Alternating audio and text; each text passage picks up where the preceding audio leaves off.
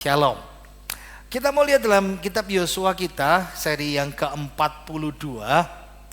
Apa kata kuncinya? Kepemilikan, possession ya. Kepemilikan dari tanah Kanaan. Ayo, ayat kuncinya kita baca Yosua 1 ayatnya yang ke-8. 2, 3.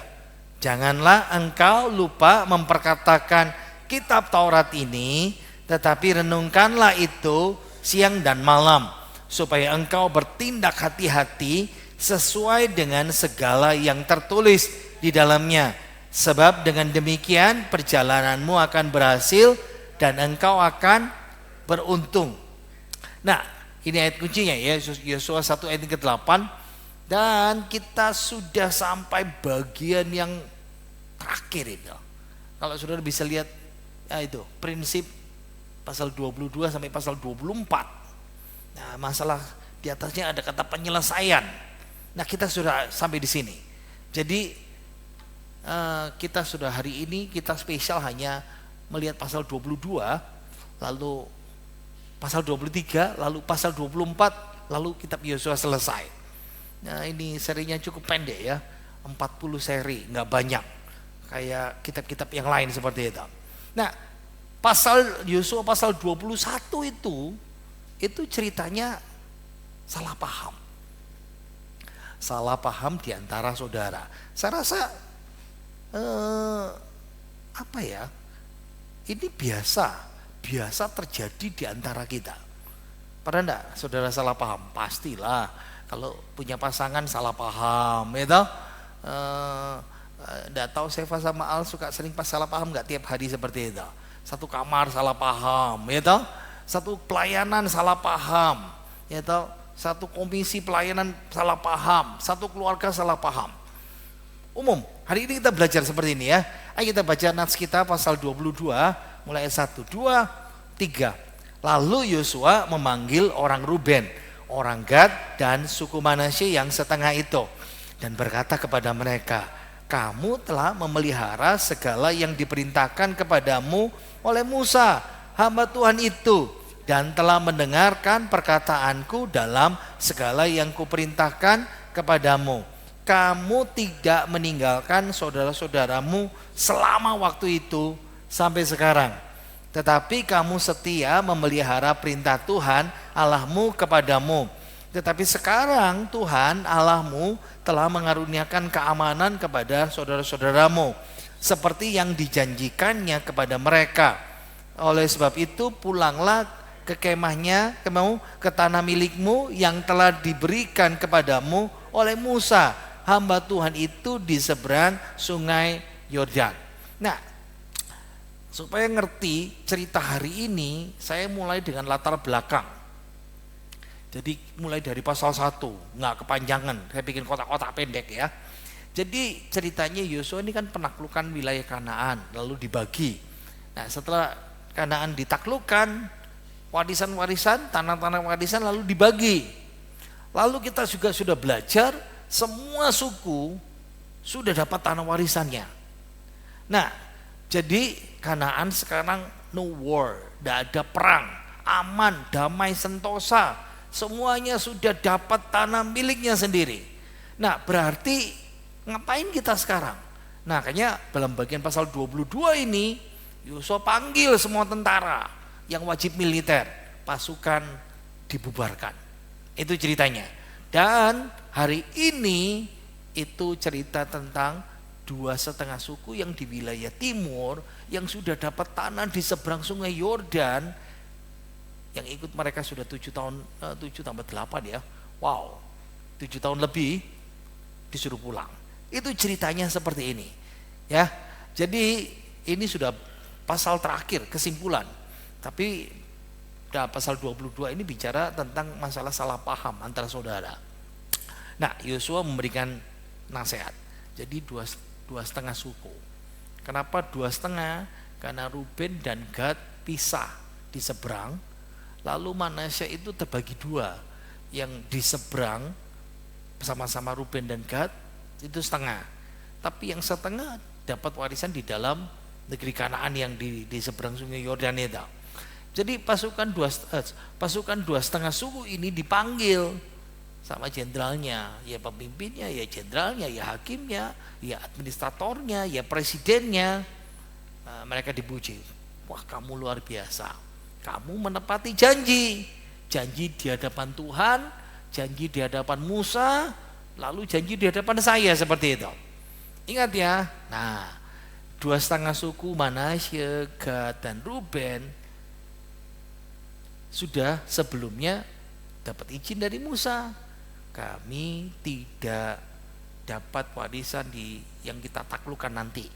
Kami sudah dapat, tanahnya besar, kami penggembala, tanah kami besar. Jadi idenya sederhana. Kalau sudah dapat berarti tidak ikut perang.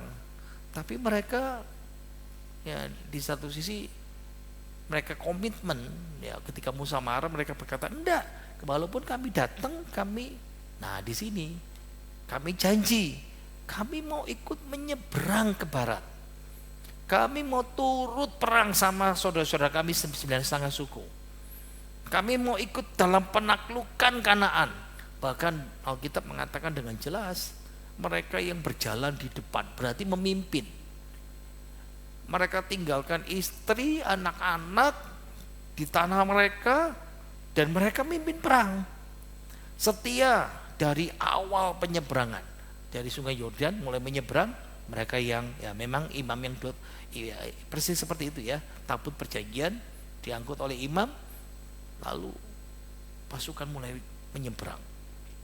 Siapa? Mereka yang memimpin 2,5 suku, setia dalam semua peperangan. Nah, kalau kita mungkin kayak minta cuti sebentar lah ya, saya tidak ikut ya, saya capek, mau nengok istri, mau nengok anak-anak, mungkin 2 bulan, 3 bulan, setengah tahun, tidak pernah absen. Setia walaupun harus meninggalkan keluarga di seberang. Nah, hitungan saya 15 tahun ya, karena 7 tahun perang, lalu 8 tahun pembagian selesai. Wow, saudara bisa bayangin ya, andai kata punya anak ditinggal umur setahun atau sebulan, balik-balik umur 15, sudah besar itu, serius itu, percaya bahwa Tuhan yang menjaga mereka. Nah sekarang tugas mereka selesai, Yosua panggil pasukan dibubarkan, kalian harus pulang dengan terhormat seperti itu, tegak kepala. Kenapa? Karena memenuhi janji. Nah ini ceritanya seperti itu. Ayat selanjutnya kita baca 2, 3. Hanya lakukanlah dengan sangat setia perintah dan hukum yang diperintahkan kepadamu oleh Musa hamba Tuhan itu, yakni mengasihi Tuhan Allahmu, hidup menurut segala jalan yang ditunjukkannya, tetap mengikuti perintahnya, berpaut padanya dan berbakti kepadanya dengan segenap hatimu dan dengan segenap jiwamu. Lalu Yosua memberkati mereka dan melepas mereka pergi. Jadi ini seperti upacara resmi, kehormatan, kenegaraan, upacara pelepasan prajurit.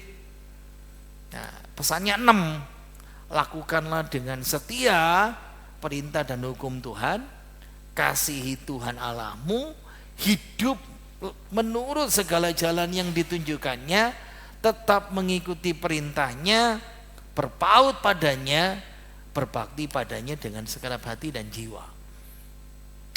Kalau saudara dengar perkataan seperti ini betul-betul saudara pasti membayangkan ketika Yosua ngomong ini, bagaimana perasaan Yosua seperti itu. Nah sebetulnya dibalik ini semuanya, ini bicara syarat untuk berkat yang berkelanjutan. Nah, kalau sudah lihat gambar timbangan ini cukup baik ya, penolong. Ada namanya kewajiban. Mereka punya kewajiban mereka ikut perang militer sudah dipenuhin ya, dan mereka pulang bawa banyak rampasan. Tapi sekarang mereka mau pulang. Berarti sudah pasti lama sekali tidak ketemu Yosua, dan itu sebabnya Yosua mengajari mereka, kamu harus balance, kamu harus seimbang hidupmu ya, kewajibanmu dipenuhin, tapi komitmen rohanimu juga harus sama. Itu syarat untuk berkat Tuhan berkelanjutan dalam kehidupanmu.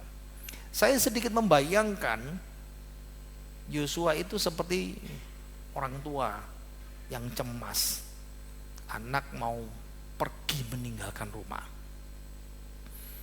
Kasih pesan, ya, sungguh-sungguh tidak boleh menjauh dari Tuhan. Saya sedikit ingat kapan hari melepas Josi ke Sulawesi, lalu pergi lagi ke Papua seperti itu. Wow, itu yang dipikirkan orang tua hampir sama seperti ini. Ayo kita baca ya. Terus selanjutnya 2, 3. Maka pulanglah mereka ke kemah mereka. Kepada suku Manasye yang setengah telah diberikan Musa bagian mereka di Basan. Kepada suku yang setengah lagi telah diberikan Yosua bagian mereka di antara saudara mereka di sebelah barat sungai Yordan. Lagi pula ketika Yosua melepas mereka pergi ke kemah mereka setelah memberkati mereka, maka ia berkata kepada mereka demikian, pulanglah ke kemahmu dengan kekayaan yang banyak dan dengan sangat banyak ternak, dengan perak, emas, tembaga, besi, dan pakaian yang sangat banyak. Bagilah dengan saudara-saudaramu jarahan yang dari musuhmu itu. Nah, masih tetap nasihat ya. Jadi ini prajurit yang sudah letih 15 tahun. Tapi mereka bahagia. Saya membayangkan satu prajurit itu mungkin bawa 500 ternak gitu ya. Memang agak susah membayangkan ya. Kayak apa itu dorongnya? Sudah pikir, Pak dapat ternak dari mana? Ingat ya, kota-kota yang ditaklukkan itu puluhan. Dan pampasan perangnya itu luar biasa sekali. Ternak, tembaga, besi, emas, perak, pakaian. Nah, Yosua kasih instruksi khusus, harus bagi-bagi rampasan. Ya, kenapa? Nah, dari sini saya mulai sadar, oh ternyata yang ditinggal berarti ada juga laki-laki dewasa yang nggak ikut nyebrang. Itu laki-laki yang memilih untuk jaga gawang. Nah, jadi itu istilah yang saya katakan. Kalau saya pergi pelayanan, Pak, Ibu enggak ikut jaga gawang, itu istilah saya ya. Nah, ini sama persis. Jadi ini orang-orang laki yang jaga gawang ini, laki-laki dewasa seperti ini, disuruh bagi. Nah, apa? Kekayaan yang melimpah oleh prajurit. Lihat di sini, ternak. Bisa lembu, sapi, domba, kambing. Oke lah. Perak, emas, perak, emas, besi, tembaga. Ingat ya, logam itu harta. Lalu pakaian. Memang agak sulit kita memikirkan ya, karena tidak ada dari saudara yang di sini pakaian cuma 2. Setuju ya? Ada yang pakaian 2 angkat tangan, bohong itu. Bisa bertumpuk, apalagi yang wanita itu. Zaman dulu pakaian itu barang mewah. Jadi kalau saudara punya pakaian lebih dari 2-3, itu berarti orang kaya. Dengarkan baik-baik. Jadi miskin itu kalau pakaiannya 1 dan jubahnya cuma 1. Nah sekarang mereka bawa emas sana. Nah saya sedikit membingungkan ya. Tapi saya mulai dapat mengerti, mulai ngeh. Oh iya, pasti ada budak. Ya mungkin satu orang bawa 2-3 budak. Disuruh ngembalakan, bawa harta. Nah pertanyaannya, kenapa masih berbagi dengan ikut jaga gawang? Rugi. Pikiran kita kan itu kan tidak adil, tidak ikut berjuang tapi dapat bagian. Enak dikeluar sama keluarga, tidak ikut berjuang. Dari sini kita belajar namanya balance itu lagi. Ingat ya, harus ada yang jaga keluarga, harus ada yang ngerjakan ladang, harus ada yang ngurusi ternak. Penting juga melindungin wanita, perempuan dan anak-anak. Jadi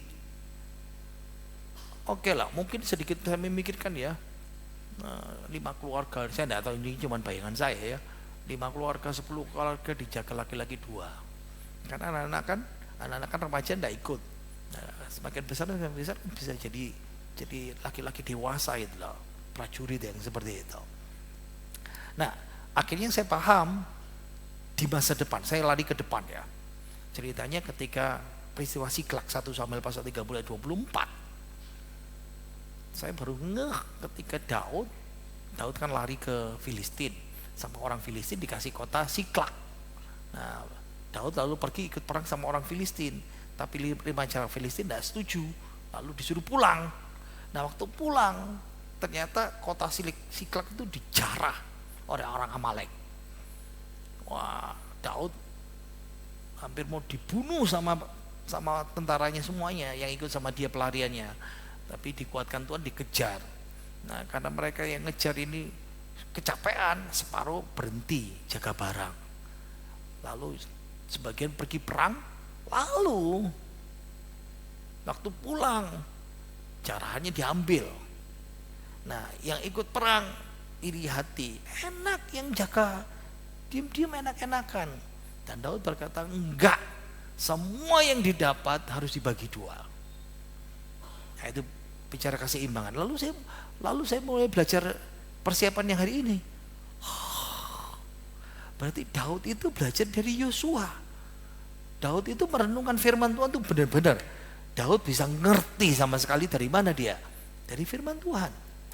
Oke, terus kita baca 2, 3. Maka pulanglah Bani Ruben, Bani Gad dan suku Manasye yang setengah itu, dan mereka pergi meninggalkan orang Israel keluar dari Silo di tanah Kanaan untuk pergi ke tanah Gilead, tanah milik mereka yang didiami mereka sesuai dengan titah Tuhan dengan perantaraan Musa. Ketika mereka sampai di Gelilot pada sungai Yordan yang di tepi yang Kanaan, maka Bani Ruben, Bani Gad dan suku Manasye yang setengah itu mendirikan mezbah di sana di tepi sungai Yordan. Mezbah yang besar bangunannya. Lalu terdengarlah oleh orang Israel yang cakap orang, telah didirikan mezbah oleh Bani Ruben, Bani Gad dan suku Manasye yang setengah itu, mezbah menghadap ke tanah Kanaan di Gelilot pada sungai Yordan di sebelah wilayah orang Israel. Nah, sesudah nasihat mereka pulang, mereka bikin aksi simbolik. Yang pulang ini suku timur, 2,5 suku ini pulang ke rumah dengan senang. Ketika mendekati sungai Yordan, ingat ya, sungai Yordan itu perbatasan. Sungai yang akan memisahkan tanah mereka dan tanah saudaranya. Saya rasa pasti ya, para tentara hebat-hebat ini pikirannya sudah 7 tahun kita bersama. Dari pertama kali menyeberang, 7 tahun kebersamaan, perang bersama. Wow, luar biasa.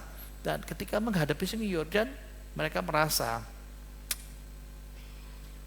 kita akan lonely, kita akan sendiri, kita akan kesepian, kita akan lama tidak ketemu saudara kita. Agak mudah kalau sudah memperhatikan geografinya ya. Kenapa? Karena zaman dulu itu nggak seperti sekarang ya. Kita ada HP, kita bisa WA-an, kita bisa video call. Ya, saya sewaktu-waktu mendesak langsung video call sama keluarga, cepat. Tapi dulu ndak, mesti mengirim utusan. Makanya mereka merasa sungai Yordan mau nyebrang. Ini pemisah antara timur dan barat. Kenapa? Bukan sungai biasa. Lihat ya, lihat ini sungai Yordan, ya, Danau Galilea, ini sungai Yordan. Pegunungan kiri dan kanan. Lembahnya seperti parit 8 sampai 20 kilo. Tidak ada jembatan penyeberangan.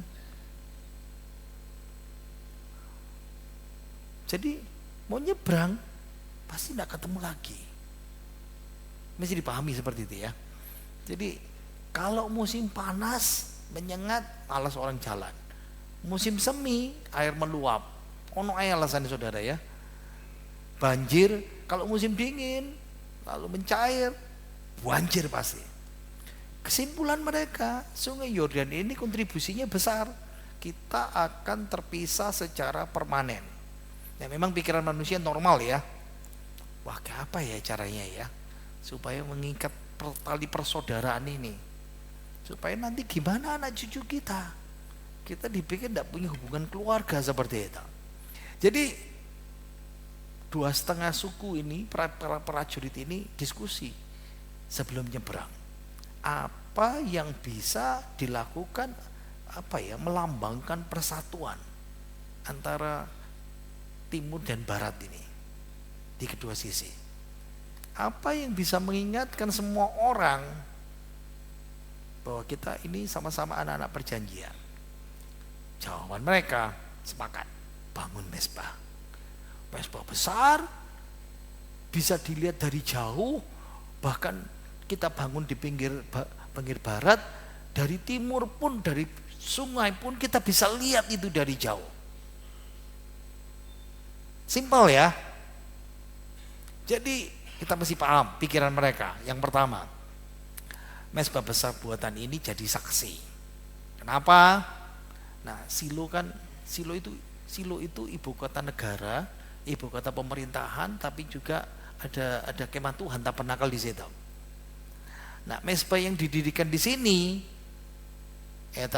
di timur, di barat, yang didirikan suku timur, itu pikiran mereka. Nah, pertanyaan kita kan, kok enggak bangun yang lain? Kenapa harus mezbah?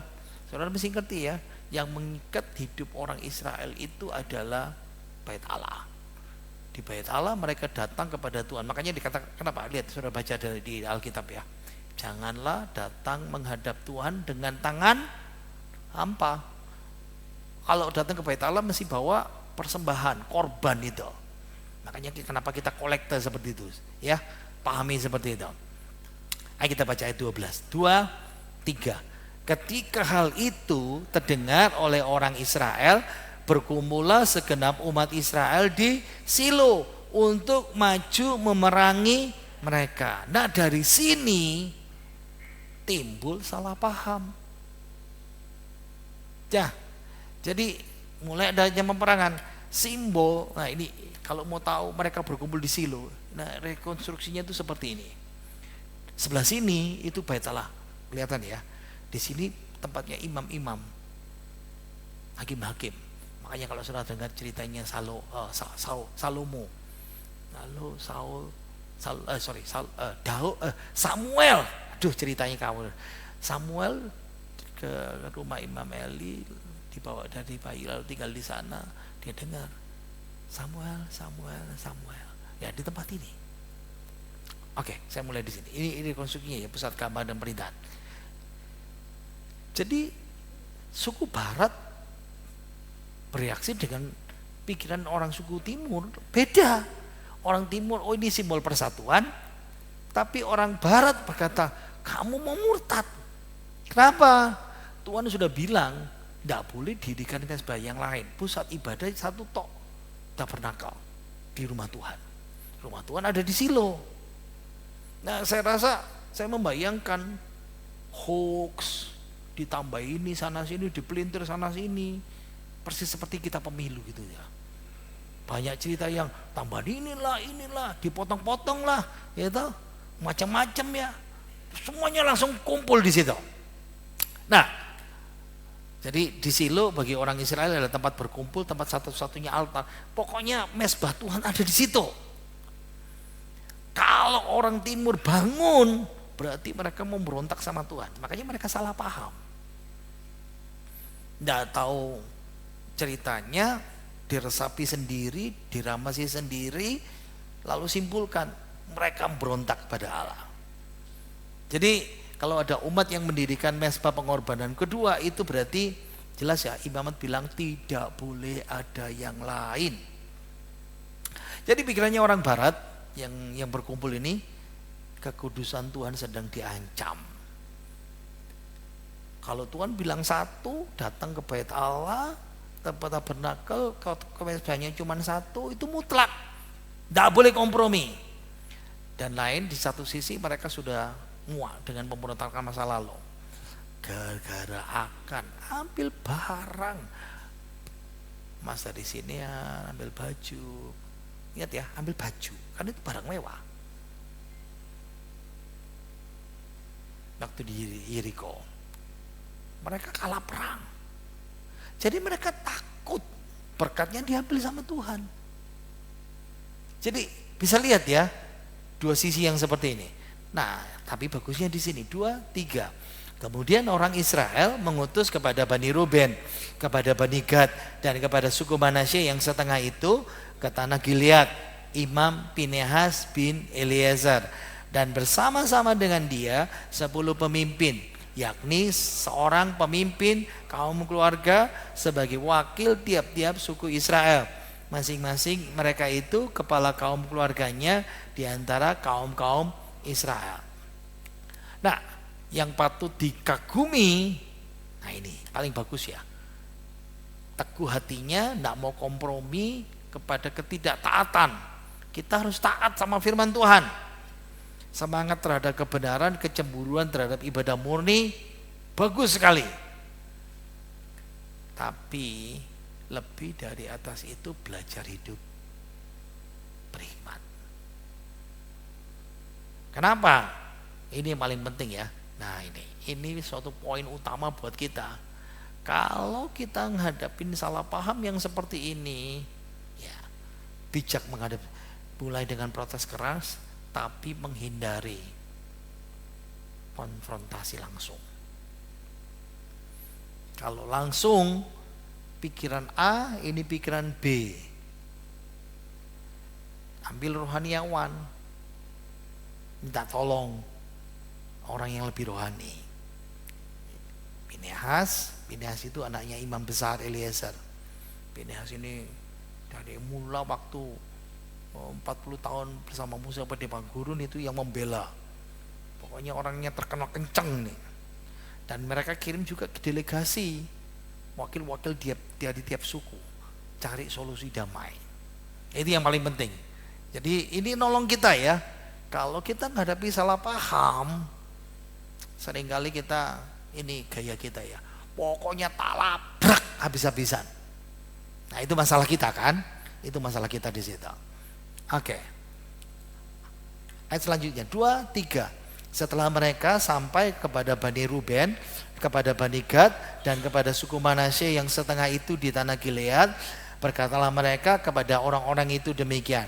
Beginilah kata segenap umat Tuhan, apa macam perbuatanmu yang tidak setia ini terhadap Allah Israel, dengan sekarang berbalik daripada Tuhan dan mendirikan mezbah bagimu, dan dengan demikian memberontak terhadap Tuhan pada hari ini? Belum cukupkah bagi kita noda yang di Peor itu, yang daripadanya kita belum mentahirkan diri sampai hari ini, dan yang menyebabkan umat Tuhan kena tulah, sehingga kamu berbaliklah pula sekarang ini membelakangi Tuhan. Jika kamu hari ini memberontak kepada Tuhan, maka besok ia akan murka kepada segenap umat Israel. Akan tetapi jika sekiranya tanah milikmu itu najis, marilah menyeberang ke tanah milik Tuhan, tempat kedudukan kemah suci Tuhan, dan menetaplah di tengah-tengah kami. Tetapi janganlah memberontak terhadap Tuhan, dan janganlah memberontak terhadap kami dengan mendirikan mezbah bagi dirimu sendiri selain mezbah Tuhan Allah kita. Ketika Akan bin Serah berbuat setia dengan mengambil barang-barang yang dikhususkan, bukankah segenap umat Israel kena murka? Bukan orang itu saja yang mau menerima karena mati karena dosanya. Pelepotan saya bacanya saudara ya. Oke, solusi damai mereka tawarkan. Jadi delegasi itu ingat pengalaman dosa masa lalu. Peor, apa itu? Waktu si kasusnya Bileam, ya, ngajak laki-laki Israel ke pelacuran bakti, menyembah Baal. Itu belum ditahirkan. Lalu cerita saya tadi tuh dosanya akan mencuri. Padahal Tuhan bilang nggak boleh, barang ini kudus, harus dipisahkan miliknya Tuhan. Lalu kelompok ini juga ingat bahaya akibat dosa pemberontakan. Kalau kamu ingat kayak gini, satu suku memberontak, ingat hak bahkan satu orang Israel berdosa, semua Israel kena imbas. Jadi mereka takut kalau buat salah hilang berkatnya sama mereka. Saya rasa itu bagus ya. Ini bagus buat kita juga ya. Tapi ingat ya, solusi salah paham, berikan jalan keluar. Gini aja, kamu 2,5 suku, kalau kamu merasa bahwa ini terlalu jauh, tanahmu najis, tidak ada bait Allah di situ, ayo balik, ayo kembali. Tidak apa-apa tinggal di tengah kami, ya. Dan itu butuh pengorbanan. Tidak apa-apa, milik kami nanti dibagi 2. Tidak apa-apa lah tanah warisan. Yang penting kita tidak berdosa. Solusinya keren sekali ya.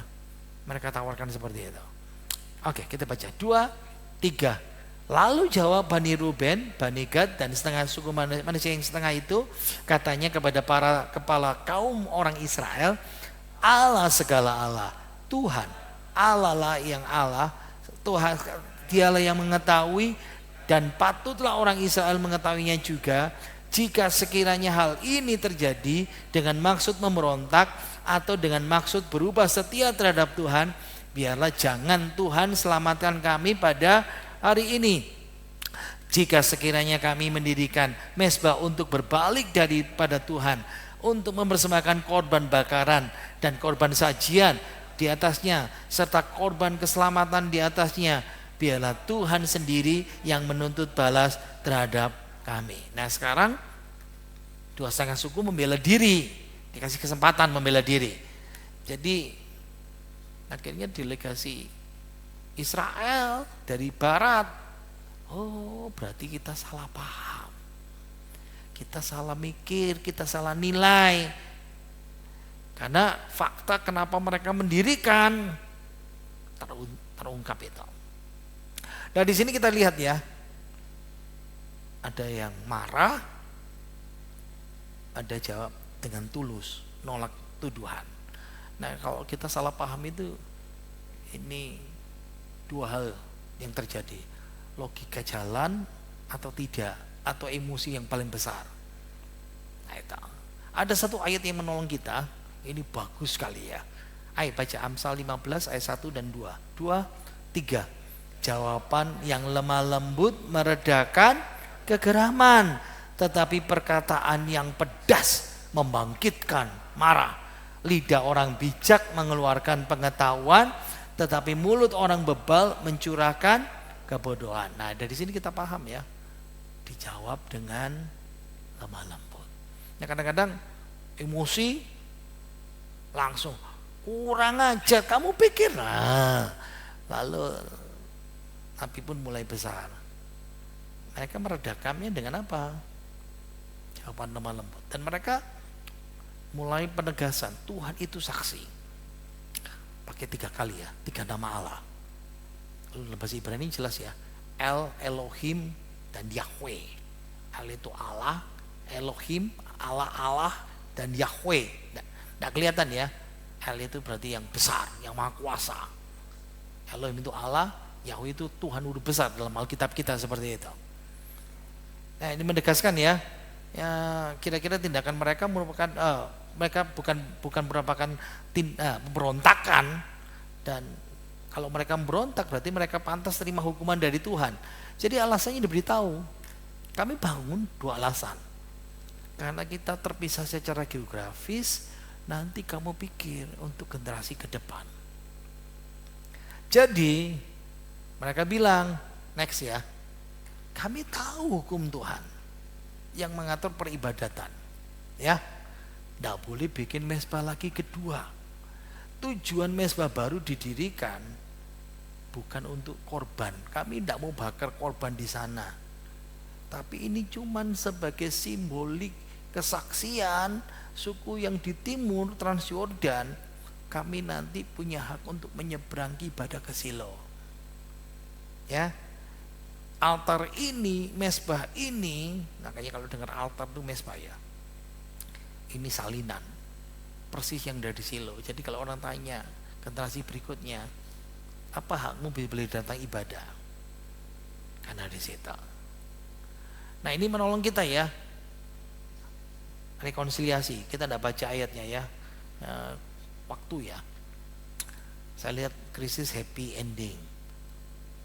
Dua kubu bisa saling memahami, bersukaria lalu bersyukur. Nah pertanyaan buat kita ya, kenapa cerita satu kejadian ini dibahas secara terperinci? Ya, jawaban sederhana. Ini menolong saudara dan saya menghadapi prinsip-prinsip, menemukan prinsip yang penting. Bagaimana kita bisa hidup secara harmonis supaya berkat Tuhan tidak terputus dalam kehidupan kita. Amin. Ini nolong ya. Kalau suami istri, orang tua sama anak, keluarga, sesama orang gereja, pasti ada gesekan. Pasti ada salah paham. Saya mau tutup. Biasanya cerita, ada cerita ya. Saya tangkap sini ya. Bagaimana kita temukan penerapan untuk menghadapi salah paham? Yang pertama, prinsip kemurnian iman. Nomor satu ya, iman kita mesti benar di hadapan Tuhan. Nggak mau kompromi sama dosa. Yang kedua, jangan menilai motif seseorang dari bukti tidak langsung. Dengar cerita, apa kata orang. Ngerti nggak cerita nih? Kamu itu diomongin kayak gini, serius, aku denger dewe. Bukannya ngadem-ngademin tapi ngomporin. Penting untuk tahu semua fakta. Selalu ada dua sisi dalam konflik. Sisi saya dan sisi orang yang kita konflik. Sebetulnya tiga. Satu sisi Tuhan, mana yang betul. Diskusi yang jujur dan terbuka. Nah, kita ini tinggal di Indonesia ya. Ewu pekewu, apa itu bahasa Indonesianya? Ewu pekewu. Apa bahasa Indonesianya? Ada orang Kalimantan masalahnya di sini ya. Apa ewu pekewu itu? Sungkan. Nah, terima kasih. Kadang-kadang sungkan orang itu ngomong gini, oh iya, tapi kita masih ganjel, muangkel gitu ya. Harus ngomong, harus bicara, ya. Konfrontasi tapi dengan kelemah lembutan, bukan arogansi. Aku sing tuwek yo, kamu masih ngerti dengan aku itu. Dan ingat, tujuan utamanya nomor satu, harus berdamai, harus belajar ngampuni, harus belajar saling ngerti. Itu yang Tuhan mau.